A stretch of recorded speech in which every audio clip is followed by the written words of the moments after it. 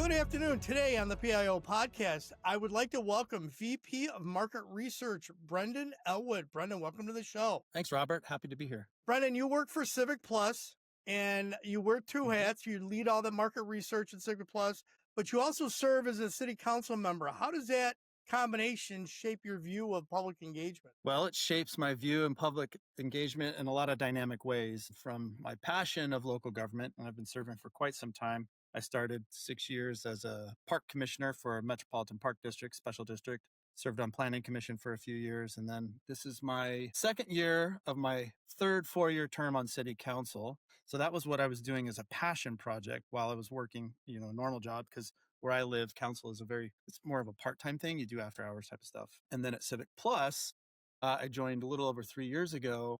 And, our company's mission is to make government work better, which is exactly why I got involved with local politics and helping serve my community and so forth. So my passion aligned suddenly with my professional interests, which is great. So what that means is for Civic Plus, I get the benefit as part of my job is traveling around to conferences and trade shows, interviewing folks on the floor from different dynamics, public works to communications, city managers, county managers. I travel quite a bit through the year, really just understanding perspectives from other folks throughout the US, which helps shape my community perspective, my community lens when I come back and start tackling problems that are really relevant for what it is that we're trying to do in my town. So that's the one direction. The other direction, so it's bi-directional, is as a local elected official dealing with a lot of really important topics. And our community has gone through a lot of changes. I'm in the state of Washington, King County, and we have to have a lot of partnerships with local municipalities, interlocal agreements, things like that. What I bring to the table, especially through the research lens, is I have a little bit more in-depth understanding of how things kind of operate at a small scale as well as a large scale, because I am also involved with regional committees and things like that. So the two, passion and professional, really work hand in hand to help me inform decisions that I'm making on both sides of the fence. Outstanding. Brenden, can I ask one favor? Can you adjust your camera so I can see your whole face? Because I do video as well, and it'll be You do? it'll lose the image a little bit. Yeah, I appreciate that. Thank you. All right, so Is that better? Yeah, that's perfect. From your perspective, Okay. how do technology companies and government staff need to work together better to meet community expectations? I think there's a couple things on that. One, from a community standpoint, really understanding and auditing what your full needs are from a technology standpoint, really understanding the needs, wants, and desires of your community, the different members of your community, and looking at it a holistic way. Not everybody in your community adopts technology the same way. Not everybody in your community receives information the same way or seeks information the same way. So you really have to have really good, honest assessment of who it is that you're trying to serve and how best to serve them. And taking that information when you interview or seek out vendors for different technology services, you have that first and foremost of what it is that you're looking for, and that you look for vendors that actually can understand and relate to those needs, wants, and desires, and are not there to just sell you products. They're there to really help understand what your dynamics are and serve them in the best possible way. So there's a lot of honest assessments that have to happen. And so if you have those conversations up front, and then you get a really good sense that, technology providers have your back on that and they really understand your needs, that's where you can start facilitating really good, healthy conversations. And of course, then down the road, it's budget and what you can afford and what the buy-in will be. Those are more logistical questions, but right up front, it's really, hey, this is what we need. How best can you serve me? And how do all of these solutions work together so that we can deliver the best possible experience for our residents? Does that answer your question, Robert? Yeah, no, it completely does. No, I appreciate that. So you helped launch Civic Plus's community engagement consulting service. What gaps were you seeing in local government communications that led to that initiative? That's a great question. I spent over a year really traveling and talking and analyzing and where I was seeing a few things. One, there's mixed understanding of the benefit of directly surveying your community residents, right? There's competing agendas and so forth when you get into the leadership piece. There's kind of a confusion, but you could see from my perspective was many folks that I talked to really saw the value in it. It's just how do we make it happen? So education on that front was critical. The other piece too is budget. right? So how do I get buy-in from senior leaders to actually say, yes, we should invest in this?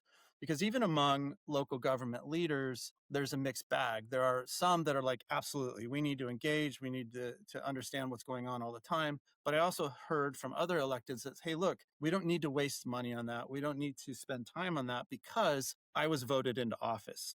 I did my canvassing. The voters know who I am. The voters hired me to do this decision or make decisions at the local government level. So I'm going to do that. So there's a mixed bag. So from a staff perspective, trying to wrangle that, especially if you're in a council form of government where you may have 7 council members and a mayor, there could be competing priorities. So that's a bit of a challenge. But the other piece too is, how do you do it? Many folks within the city government, county government don't really have a research background, so they have to rely on vendors, and there's limited vendor options out there. I mean, there's more now, and then you see a lot more moving in the space of digital platforms and things like that to survey your communities. But at that time, it was a really limited space. And one of the things that's hard is if you don't know how to conduct research and you're seeking out vendors, kind of related to your first question, and somebody comes to you and says, okay, we're research experts. And guess what? We have a whole battery of questions, our canned soup questions that we recommend you using so that we can benchmark your community input relative to other community inputs. And what I was hearing, and I experienced this firsthand within my own community, is nuance matters because not every community is exactly the same. Yep. Now, you could have some ways to benchmark, say, oh, yeah, our residents are more satisfied on this, this, and this than that. Our residents feel the level of service is good compared to this other community here. But ultimately, as a decision maker, that comparison set it adds little value. It's more of a framing exercise. Oh, okay, we can pat ourselves on the back, or maybe, we're a little bit behind the curve, but nuance matters. Where that Christmas tree goes for the holiday bazaar or wherever downtown matters. Well, you don't get that with canned soup questions. Right. So what I was seeing here is this level of nuanced research expertise that folks were seeking, but we're not really getting in the marketplace. And so understanding that there's a desire to actually activate and access information from your community members, especially hard to reach community members, was important, but also understanding that, hey, look, we have special needs. We have special insights that we're trying to gain. So we need a company, we need an agency that can really help us tailor our research methodology to get the insights that are relevant to us as a community. So all that together is like, okay, here's an opportunity here for us to do something a little next level. Okay. Brenden, I should have done this right in the very beginning, and I did not because I know what Civic Plus is, but I should have asked this question. Can you define what Civic Plus is for our listeners? Because there are some I'm sure that know what it is, but I'm sure there are others that do not. Right. Civic Plus, we're first a software company, so software as a subscription service. So we provide different technologies to help follow our mission, which is make government work better. So that could be anything from websites, which is where we started from to begin with over 20 years ago. Websites was how we came into being. Over time, we've developed and partnered and acquired other solutions that are out there so that we can offer a whole host of different technology solutions for different levels within the government, different departments within the government, agenda meeting management type software, 311 mobile app technology, accessibility software to make sure. And that one's important because there's some new mandates that will be popping up here in 2026 and start affecting larger cities. In 2027, some smaller cities. Accessibility, public records request software. So what our company is focused on doing is, in order to achieve our mission, making government work better, we really have to understand what are all the needs within the municipality structure and have solutions and services that can actually provide more of that seamless digital experience to make lives better for staff in the administration. I know that was a long-winded response. Nope, that's perfect. No. Perfect. Okay. Perfect. No, that was exactly what I wanted. Like I said, I'm familiar with it, so I understand what you guys are doing. I should have asked that question first. That's my mistake. So all right, so let's change this up. So what are you seeing as common challenges you see with PIOs and communication staff facing when they try to connect with their community and they're using this technology that you guys have, whether it's surveys or it's engagement or it's even their website? It's a great question. It really depends on the size of municipality. It really depends on the demographic composition of the community, right? Because there are diverse needs within the community. And it also really depends on what sort of leadership perspective is on that community outreach. I mean, typically what I see and what I hear is more resource strapped right? Like you may have one person running communications office and they're having to manage a lot. And so you have less budget to actually hire more people. If you think about a successful business, for example, you'll have a marketing team typically, right? So Right. you have more than one person doing the job, making sure that you're driving awareness of what it is that you're there to do. And so I see that consistently out there as well. Now there are bigger communities where you have mayors that are really supportive of controlling the narrative. And I think that's always my number one advice from anybody from a communication standpoint is getting ahead of and controlling that narrative. So you do have some electeds and mayors and so forth that are really supportive of that because they understand the value of making sure you can never over communicate to your public, although sometimes people think that we communicate too much. And I don't align with that. And the reason for that is that your community members typically, they're not paying a whole lot of attention until something really matters to them. And then all of a sudden they're looking for information. And if they can't find it, sometimes what fills the gap there is this suspicion that you don't want me to find that information. So if you're over communicating, if you're identifying critical issues within your community and you're getting ahead of that and putting it out there, hitting all the different channels you can possibly hit, when a resident finally is paying attention to something and they want to seek the information out, the first path they go is online. And so if they can't find the information, it becomes worrisome for them. But if they can find the information and they can track it, it starts to defuse some of that frustration. Now, obviously, whatever that issue is, not in my backyard type issues, no matter how much you communicate, people are going to be frustrated. But what you want to have is that breadcrumb of trails that are taking your residents along on the journey of any sort of major issue, any sort of major event that you think might impact those members of your community.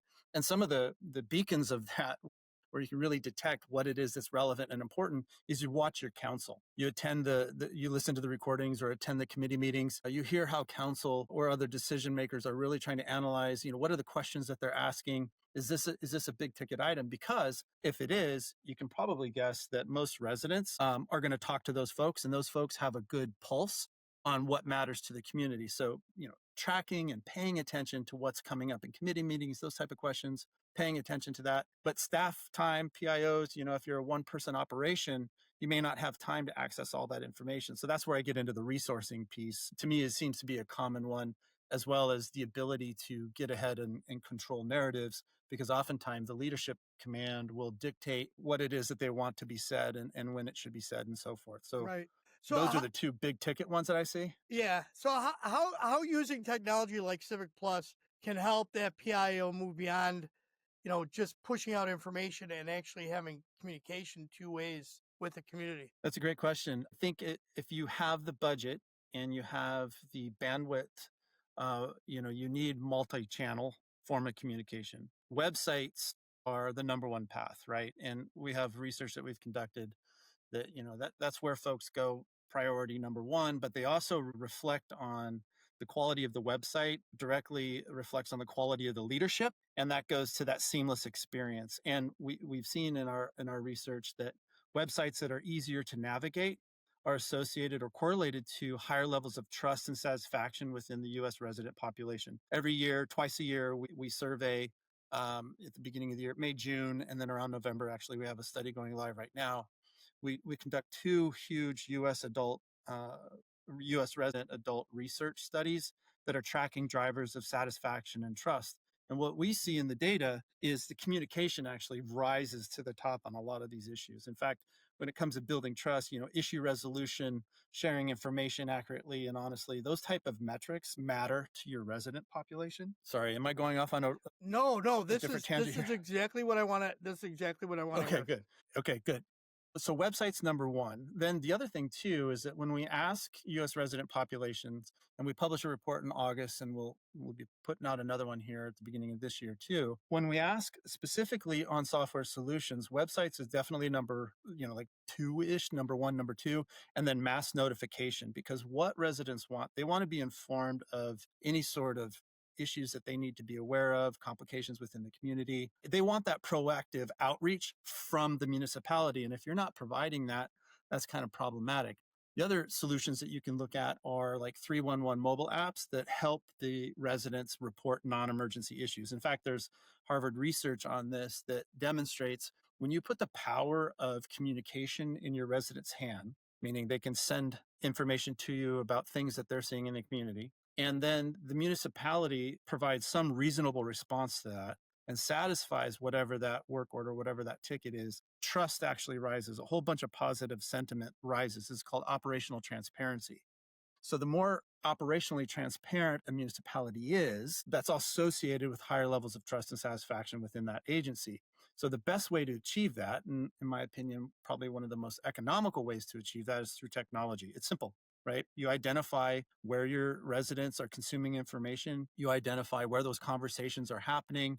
We also know that, and this one we haven't published yet, but will be coming out soon. When we look at engagement with local governments on a frequency base, like weekly, we see that social media is one of the top platforms that residents use, which, it's not captain obvious, but it would make sense. Yeah. But we actually have data that are backing this. And then official mobile apps are another top source, as well as text messaging. So that notification services. So when you have the information coming out and then you provide a mechanism for your community to respond back, and then you take action on the feedback that you're getting from the community, you're fostering higher levels of trust and satisfaction in the municipality because they're seeing that you're actually doing what you're there to do. It starts justifying the tax dollars that they're spending because they're getting the information they want.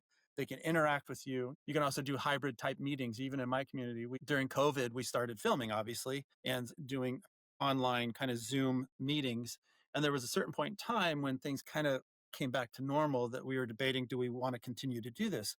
Well, we heard great feedback from certain pockets of our community that it's not easy for them to come in to our city council meetings, their accessibility needs or whatever. So they actually felt more engaged with the decisions that are being made within our city because they could log on from the convenience of their home and listen to the conversations that are happening. And that's one of the number one things when we survey US residents that they want is complete unfettered access to information, and they feel it's the government's responsibility to provide that. And again, like I said before, if you don't provide that, imagination starts filling in the gap. Yep. And sadly, most people will default to the negative as to why it's not there. Right. So you So brought a hopefully bunch of that things. You kind of brought a rounds it. bunch of things up in my question, and I go back to the website and think about how many times I've gone to look.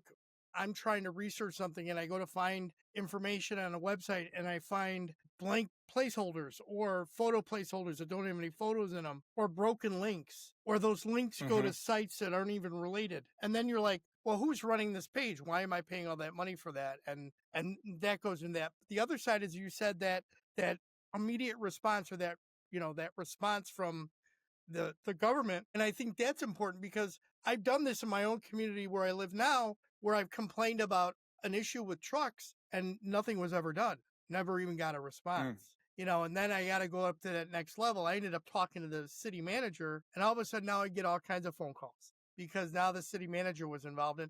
And that really shouldn't have to happen because it's just a simple thing. Address this issue or attempt to, and I'll be happy. But like you said, that goes into that whole, you have to build that trust to show that you're actually doing the work that you're there to do. All right, so 100%. you brought up accessibility. And it's a lot more than compliance. What's coming with accessibility in the near future here? What's coming? What do you mean by that? Well, you've mentioned As far as the there's some mandates? changings and mandates. So yeah, what's coming? Yeah. Yeah. Okay. So the Department of Justice, let me back up a bit.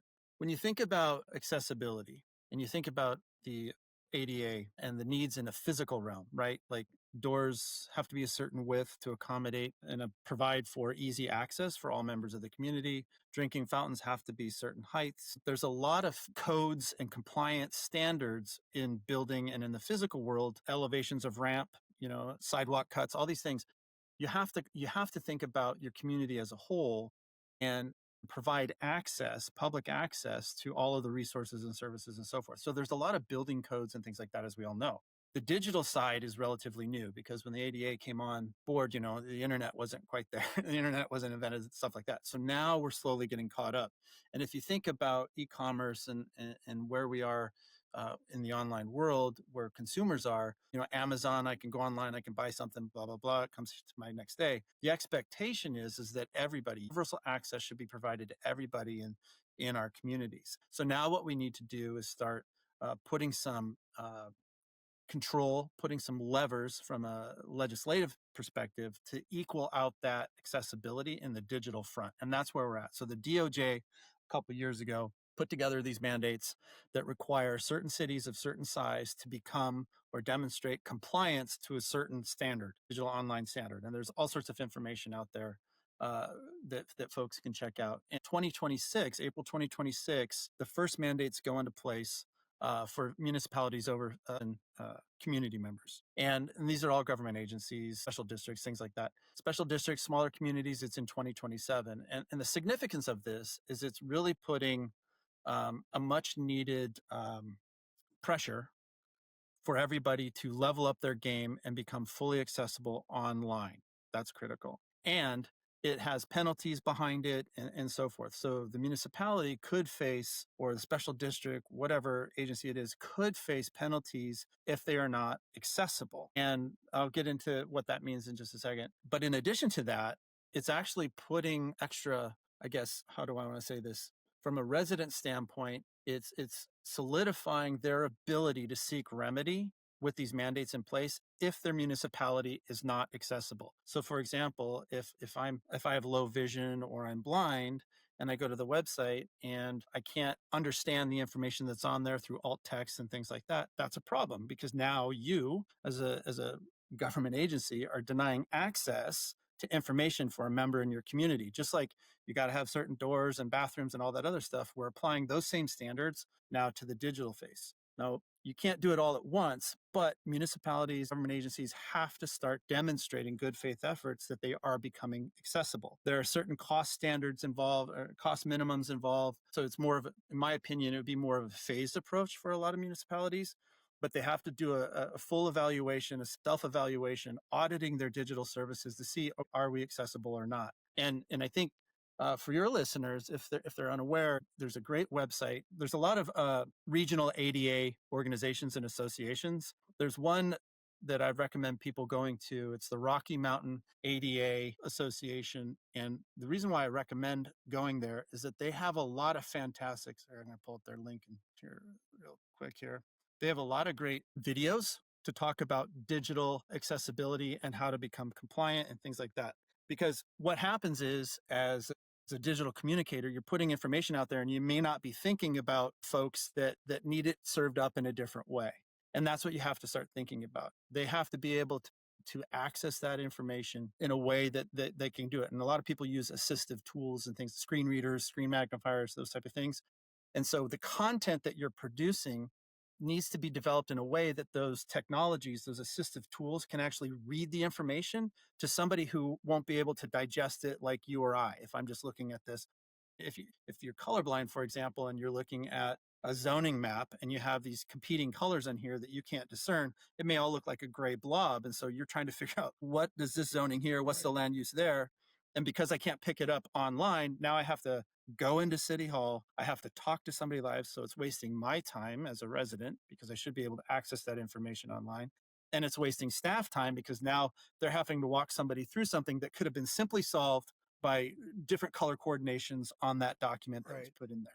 Alternative text, right? We like to use images, emojis, things like that. Well, those assistive tools can't really discern what those are. So it becomes a bunch of gibberish when the tools are trying to tell the user, hey, here's this picture of whatever it is. And if it doesn't describe it well, then that particular user has no understanding of what it is, and it becomes gibberish. So now they're even more confused. So it's taking that extra step to ensure that that content that you're putting out there is accessible, is readable by some of these assistive tools. Does that answer your question? That's I kind of feel like I rambled a little. Okay. No, that was, I appreciate that, because you explain it in a way that the people that are listening to this are going to be able to understand it extremely well. So I appreciate that. And I appreciate the bringing up Rocky Mountain ADA Association as well, because that's something that I can direct them to.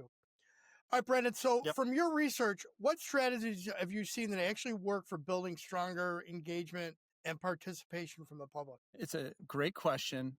And best way to answer that is proactive communication from the agency, understanding what the community wants and making sure to deliver it in clear, concise terms. Providing access to the information is really critical. providing a mechanism for the municipality to receive feedback from the community, whether it be community surveys, town halls that are multiple town hall sessions, digital online town hall sessions that can be run at different times of day. Because that's one thing. I mean, we talk about it all the time in my community, is not everybody works at, people work during the day. And if we're running an important meeting during the day, we're going to minimize the amount of people, the opportunity a lot of people have to come actually listen and participate. So you have to think strategically about your residents, how they get information, where they get information, and try to come up with a multi-modal way to communicate with them. That then becomes effective, and getting ahead of the curve and definitely being responsive to those needs. Even as a city council member, when somebody sends me an email, I do my best to respond to that email right away. I mean, that's a simple transaction, Right. right? Because ultimately, when residents show up, they're typically concerned about something, or maybe there's a big investment taking place in the community and they might be really excited about that. But ultimately, what your residents want is they want to be authentically heard. Just sending information out directly to them, informing them is good. But when there's concerns or issues or things like that, they just want to be heard, and then they need a response back to that. And if you can do that, whether it be through a social media channel, whether it be through mass, notifications from your website, like you're collecting information, you're allowing them the ability to send you communication, and you're proactively reaching out, whether it be going to organizations within your community that may serve underrepresented populations. Think of senior centers, things like that. Mm-hmm. Food shelters, any sort of organization that serves people that are hard to reach, reaching out to them proactively, having a presence would be good. And I would encourage any PIO, any communication manager, to actually go out and try to have and be that face for your agency, because it's one thing to read information that you're getting, but when you have a face that you can put to that narrative, it's like, okay, I met Robert at the senior center the other day for lunch, and that he's the guy who's sending the information about the city. Now I could put Robert's face on this, and so I might be more willing to trust the information is accurate because I actually know the person who's producing it, right? Right. So the authentic listening, put a face behind the communications, and actually staying ahead of the curve, and controlling those narratives, because you want to put the information out there that's relevant, because you never know. I mean, there could be angry residents. We had a group we called the Facebook 40 a long time ago. They were really good at assembling dissent on social media, for example. And no matter how much we would talk about it in city meetings, they were just not informed. So when we hired a communications manager, and that was a little bit of a battle, because I had colleagues that didn't really understand the need of that. Mm-hmm. But once we had a communication manager in place, they saw how effective that is. And we joke, Facebook 40 went to Facebook 4, because we were able to proactively get the information out there, and people stopped filling in the gaps. And of course, the loudest person in the room who's misinformed is educating everybody, and you don't want that. And so having that proactive communication, having a presence, putting a face on the communicator within your municipality, that all starts to effectively build trust. And you get that negative sentiment starts to be suppressed, because you do have a presence and you're making yourself available and you're listening. Great. Thank you. I appreciate you bringing that up and pointing that out. Brenden, what metrics should PIOs or indicators should they look at and track for digital engagement to know their digital engagement is working? That's a great one. There's all sorts of metrics that you can do. Software, like we even sell, and I'm not here to sell, but one of our software solutions will help with sentiment analysis and engagement, right? So you want to understand how many people are actually engaging with the content. You want to analyze the content that they're engaging with to see what it is in there that's meaningful and relevant. And you can always use that content later. You can always repurpose it. Think about like a marketer, right? You want to look at the growth, right? How many people started as your, the word is escaping me, people who join whatever channel it is, and they're, you want to watch that population grow and increase. You also want to check in with city council members and other electeds that are out in the community, because I can't go to the grocery store anymore for a 15-minute in and out. I run into people all the time, and they're asking me questions, and it's good that the communication team understands, hey, we got the word out, and I'm seeing that as an elected official, and I'm seeing that they're getting the information. So it's a different level conversation. So talking about it internally with people that are frontline or, even front desk people, measuring the growth, tracking the engagement, the clicks, the click-throughs, the feedbacks, the responses. How is it percolating into other channels? So maybe you're just putting something on your website, go to Nextdoor, Facebook, or those community Facebook pages, whatever it is, see if it's showing up there. If it's not, you don't have the ability, if it's not, and you have the ability to actually put the information there, it's really starting to drive the conversation. So it's more than just the digital way to quantify the interaction and the engagement. You also want it to be, what's the word I'm looking for? The qualitative assessment as well. Okay. Are members of staff, are the electeds really getting a good impact on this? Are they feeling good about it? And are other people talking about it in different channels? You explained that really well, and I appreciate that. I love the way you brought up talking to the electeds and finding out if they're hearing about it, because that's important. How do you Mhm. see? I'm sorry, I'm jumping ahead. When can you were talking earlier about PIO, or about your electeds being hesitant to buy into software? What are some of the things that you see helped win them over when it came to buying in or investing in digital tools to make their job easier? Couple things. You have to have hard ROI, return on investment, right? This investment will save staff time by this much. That's an actual tax dollar savings. That's a good one. Having this technology saves on needing to not only staff time, bandwidth time, what else can you focus on, right? Turnaround of information, efficiencies, and how you expedite whatever that deliverable is. Sometimes what I hear, reporting is a big deal, right? Like, their staff that have a tool and maybe the tool doesn't provide for good reporting. Having some sort of reporting metrics so that not only are we saving staff time, saving taxpayer dollars, but our turnaround time is quicker, and I have a report that I can generate from whatever tool that is to help actually quantify that. Those are some top of mind ones. Let's see. Yeah, I think that those are probably the most That's critical. pretty Is you good. got to quantify it. Yeah. Yeah, that's pretty good. Yeah. All right, so how do you see AI coming into this whole field of engagement, and where are we going with it? That's a great question. It's interesting because there are people that are supportive of it, and then there are people that are hesitant of it. What I would recommend for anybody who's in a communication role is embrace it, practice with it. Because what you can do, you can actually train AI and use more than one AI engine. You can create your own account or have an enterprise account with like ChatGPT, for example, then do some initial drafting there. AI is really good at helping you formulate your communication and what you want to, the content that you're trying to put out there, and organizing it in a quick, efficient way. Then you can put it into another tool like Claude to help massage it better, find that more human condition to get it tailored towards your tone. There are other tools like Perplexity, for example, that are really good at accessing digital research and data to help support certain claims. So what I would recommend is that you embrace it because it's going to make your job easier. You have to have a human in the loop on that. So no matter what, AI can't just be automated. And there's plenty of research on research, synthetic data, things like that. When you're talking about AI tools, it's based on algorithms, it's based on the data that's put in and so forth, but it doesn't have the actual true human condition. It doesn't have that emotional experience when something great happens or when something bad happens. And it's that authenticity that you need to have. So I would recommend people embracing it, use it maybe as an initial pass, trying to understand how best to organize and things. But then you go back through, it's like an intern. Think of AI like an intern.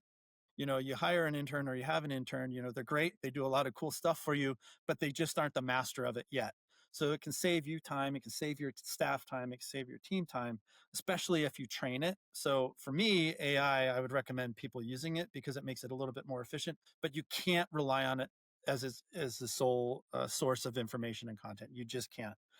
It's like maybe getting you 15-20% of the way first. Right, Brendan, have you heard about the incident with Air Canada where they had an AI answering a question about, it was about a refund policy, and they created a whole policy that didn't No, exist? but I've heard about lawyers getting in trouble for their legal briefs being solely produced by AI. Yeah, I've seen those too. Yeah, the recent one with Air Canada is a customer went on and ended up with their AI and their chatbot, and it created a policy that didn't exist for a refund, and they ended up getting sued. And guess what? They got to follow through on the refund policy. And, that's Yeah. the unfortunate thing of having an AI chatbot that is not really well controlled. Yeah, exactly. That's why you have to be the original creator of the narrative. You can help it, grammar, get to the point quicker, structure, organization. You can really use it as a kind of like a proofreader, but you can't use it as the end all be all of what it is that you're trying to produce. You just can't. That's Right. why that human condition has to be there.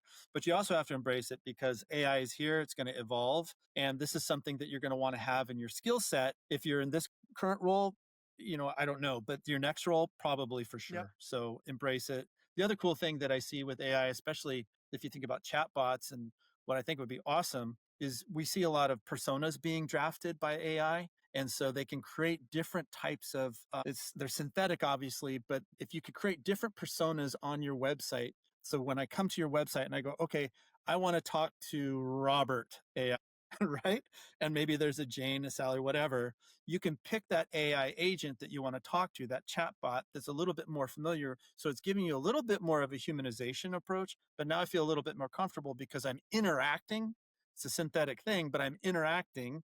There's a deep psychological mechanism there. I'm interacting with what is seeming to be a human. So I'm going to be more perhaps patient, more responsive. More research needs to be done on that, but I could see, going into that realm. I remember once when I was in England, I was going through a train area, and this is many years ago, and there was a hologram that was just sitting there, and everywhere you walked, it was watching you.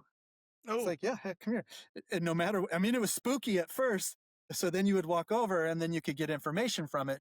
But it was just super dynamic. It was super interesting. It was spooky at first, but then once you engage with it, it's like, oh, I can actually get the information I want. there you So I go. could see something a little bit like that online. It should be fun. All right, Brett. And besides AI, are there any civic tech innovations you think communicators should start paying attention to now before they become mainstream? I think two things. One, definitely in the AI space, right? You got to keep attention to that. But there are more and more digital tools coming out that are helping with community engagement and paying attention to that. I don't have one right off the top of my head to say, hey, go check out and follow this company. But when you look at the way technology is going, and even from our research, we ask US residents how likely they are to engage with their local municipalities. Last year we asked it, we ask it this year, in the following year, and we're seeing an uptick on that. So residents are saying that they're wanting to engage more with their local governments. Residents are saying they want more tech investment on better, improved resident technology, resident facing technology. That's where the residents are going. So that maybe it's three things. One, where's AI? What are some of the digital platforms that allow for a better bi-directional conversations that happen with your community, but also keeping tabs on what your community is doing? Not all communities are created equal, obviously, but what we're seeing in our research is more residents want to engage more. So keeping a pulse on that community, that's more of the kind of, I wouldn't know how to describe that, but keeping a pulse on that community first, and then trying to align that with where some of the technology is actually going, and paying attention to it and using it, playing with it, really trying to understand it, because I guarantee it soon it'll be on everybody. And if you're not keeping up with that, you're going to be way behind the curve. You'll Right. still be in sticky notes. If you could give one piece of advice to a new person, new communicator coming in and about digital engagement, what would it be? I would say, really take a holistic evaluation of all your tools and of the people that you're trying to serve. And that means staff, your leadership, as well as the community. And when you do that, understand where the barriers are, but look at those barriers and overcoming those barriers as ways to develop your skills, to become an expert, to become a leader, right? Because the more barriers you overcome to achieve certain goals and objectives, especially on the communication front, the better equipped you are to deal with a more diverse range of problems. But it also level sets and increases your value that you're bringing to your community, to your agency, as well as your own professional career path. Thank you. Is there a question I should have asked? And if so, how would you have answered it? Question you should have asked. I don't know, Robert. You asked some pretty darn good questions. I mean, I feel like this is a healthy conversation, my No, it friend. is. No, it really is. And you don't have to come up with one. We did talk about a lot. We went across a lot. I always ask it at the end because I just want to make sure Sure. maybe there's something I missed, and the guest wanted to highlight something, and if I'm very happy with where our conversation went, what we talked about. So just trying to That's great. cover all my bases. I think, yeah, if I could reiterate, it's just really, really understanding your resident community as best you can and the different pockets and all the needs, wants, and desires. Because as a communications expert, you're the face and the voice of the agency. Your goal should be to reach everyone and do the best that you can to reach everyone. That's where those evaluations come in, and really trying to buy internal buy-in and leadership support for greater resources to be able to do that, as well as getting out in the community and meeting people. If I could just reiterate that, and then technology serves us so well to make a lot of that efficient, right? Right. So, Brenden, can enlighten us up and go to some rapid fire questions? sure. Texting or talking? Depends on the situation. Movies or books? Movies. Coffee, tea, or energy drink? Coffee. Adult drink of choice? Tito's Extra Dry Martini with a lemon twist, ice bruised. Nice. Cats or dogs? I like both, but dogs. What's your favorite go-to karaoke song? Creep by Radiohead. Good song. What would be your superpower if you could have one? Time travel. If you could instantly become an expert in one thing, what would it be? Survivalist. I want to live in the backcountry woods off the land. Ask permission or beg for forgiveness? Forgiveness. What's your favorite way to relax after a long day? Talking with my family, prepping meals, and maybe having a martini, and then watching dumb, mindless TV late at night. Sounds like fun. If you could choose to have coffee with any historical figure, living or dead, who would it be? William Shakespeare. Be an interesting conversation. As we wrap this up today, what key points would you like our listeners to take away from today's interview? Be mindful of the accessibility mandates that are coming, right? Because those are real. And here's the thing, being accessible shouldn't just be because, you need to be compliant. That's important, but it's the right thing to do, because I think a lot of people are so busy doing what they need to do, checking the boxes on certain things, that oftentimes they forget certain members of the community may not have access to that information, and that reach is critical. So really take a step back, holistically evaluate all members of a community, and assess whether or not you're reaching them effectively, you're reaching them when they want to be reached, and you're providing them the content in which that they need to receive it in order to consume it. So that's my big peach. And then that's what I'm doing a lot, is trying to drive awareness towards that. So is there a piece of wisdom or a motto you live by? Yeah, I think I'll go back to what I said a little bit earlier about barriers. One of the issues that I have, when you face a barrier, oftentimes it's easy to just kind of, oh, I can't do it. It's there. It's a roadblock. And you either become complacent or acceptant of it. And then you let that stop you from achieving whatever it is that you want. If you flip that around and look at that barrier as an opportunity to learn something new, to build your skill sets, that's what builds you as an expert in your space. That's what makes you become a leader, is because you're able to tackle those situations. You may not be successful, and that's okay. You have to accept that. But the point is that you're trying to overcome that. And it's in that process of overcoming barriers that you start to grow as a human. And if those barriers are doing something with your community, like really trying to serve your community better, then you really should focus on overcoming those barriers and doing everything that you can to make sure that you're serving your community the best way you can. Thank you. I appreciate that. Brenden, how could people best reach you if they want to connect or follow up on anything we talked about, or Civic Plus? Sure. It's my first last name at civicplus.com. So BRENDEN.ELWOOD at civicplus.com. And I will add that in the show notes. Brenden, thank you very much for being on the show. Thank you for having me, Robert. It was a great conversation. Yeah, it was. Appreciate it.